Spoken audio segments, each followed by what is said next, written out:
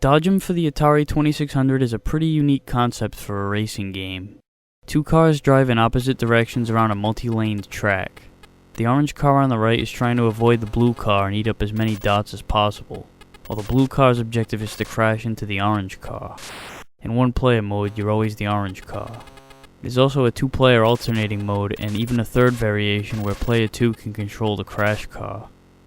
There are gaps on all four sides which you'll use to swerve in order to avoid collision and pick up the dots in the other lanes. Both vehicles are always in motion. There's no braking or turning your car around. It's fast-paced and constant.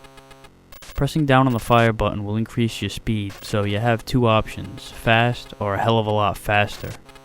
Using the speed burst at certain times is a big part of the strategy. Having quick reflexes is essential, as not only is it fast-paced but challenging as well. The computer is no dumbass. He's definitely a formidable opponent in this one-on-one demolition derby. After clearing all the dots, you're sent back to complete the game again, but once you get to the third wave, there are two cars patrolling the area.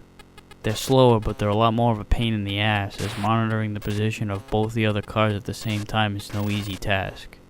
While it's a pretty fun game, there are still flaws. For one thing, this is the only screen in the game. I know that this is probably the only maze design that works for this kind of game, but it still loses points of repetition. Also, the graphics are blocky, but the collisions and sound effects are kinda cool. Dodgem is a pretty satisfying time killer. If you haven't played it, I recommend giving it a try, but don't expect it to blow your mind.